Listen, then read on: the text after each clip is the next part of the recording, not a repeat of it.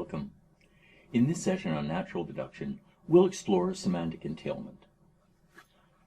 This is, suppose that we have a set of premises, and we'll write that as the Greek capital gamma, and we have a formula, and for this formula, we'll write it as C. Let's compare. When we were doing proofs, what we would do is we would say that from gamma we can deduce the formula. From the premises we can deduce the conclusion.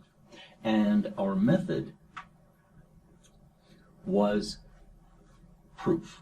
So we use the rules of natural deduction, beginning with the premises, to arrive at the conclusion. In propositions,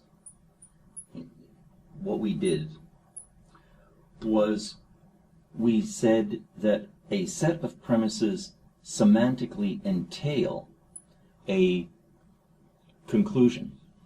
And the method that we had for that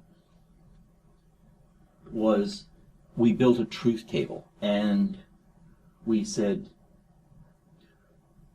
for each row number I of the truth table, if every formula that was in the premises evaluates to T,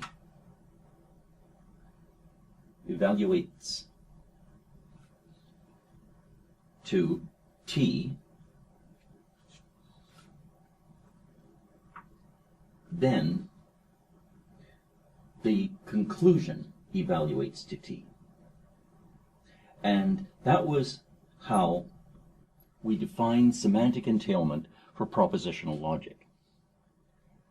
What can we do for predicate logic? We no longer have a single truth table. We have a universe of discourse, and that universe of discourse might have an infinite number of objects in it, and we might have an infinite number of possible models.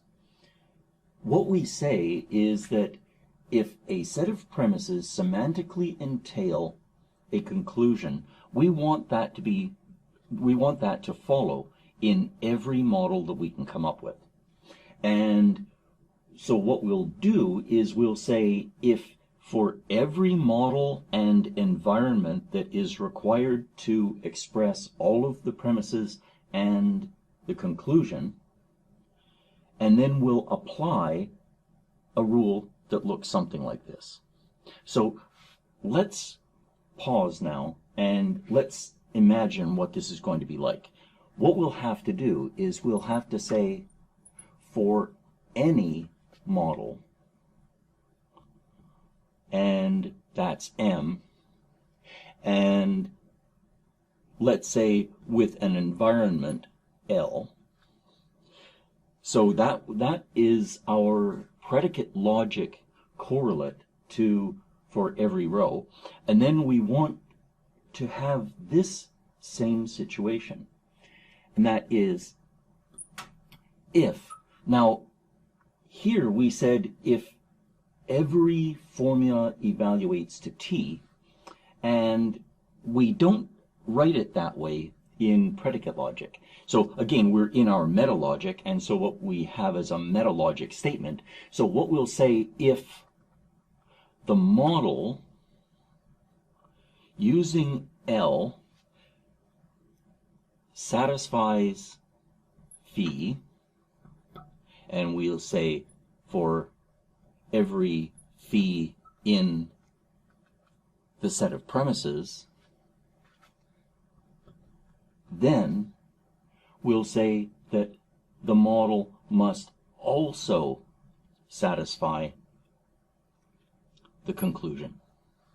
And this is the way that we'll copy what we had about every row of a finite truth table, and we'll now make it independent of the idea of a truth table. And now with this we can handle all of our cases.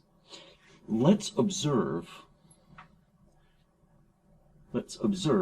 that we only care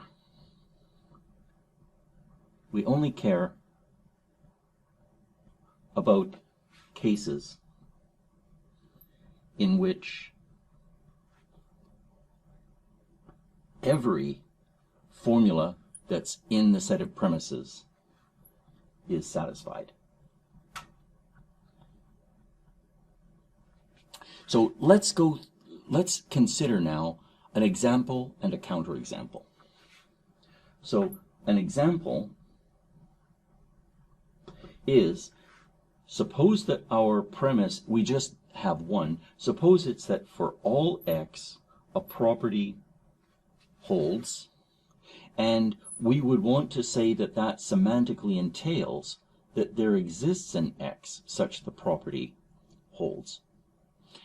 And what we would have to do to make this argument is we couldn't just use a proof in natural deduction. We don't know yet whether every proof in natural deduction corresponds to a semantic entailment. So what we would have to do is we would have to stay in our meta logic, and we would have to reason. We would have to say, let M be a model, and then we would say, let P of M be a predicate in the model, and then suppose that for all x, and then we would perform in our meta logic a kind of substitution, and we might say P of W, and we would then say if it's true of any W that's in the set A, that's the universe of discourse, it must be true of some. And so within our meta logic, we could determine that this was it, that every case in which this was satisfied, that this was satisfied. Now, suppose our model had, for example, the predicate which was constantly false, or it was true of only some of the statements. Well, in that situation, our model would not be satisfying this premise, and so we wouldn't follow through and we wouldn't care. We only care about the situations in which a model accurately captures every formula in the premise, and provided it does those, that model must also accurately capture what is in the conclusion. Now, what's a counterexample? Counterexample. Well, we could reverse this situation. Is suppose we say that something has a property and it semantically entails that everything has the property. And as a counterexample, all you would have to do is imagine some model. So the model might be, for example, the universe of discourse might just be two entries. It might be the object 0 and the object 1.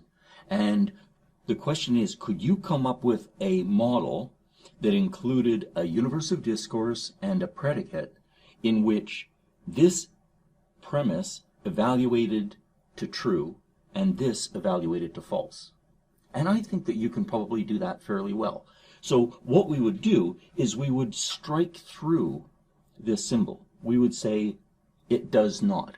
Remember that in mathematics, when we had not equals, we could say not A equals B, or we could write that as A not equal to B.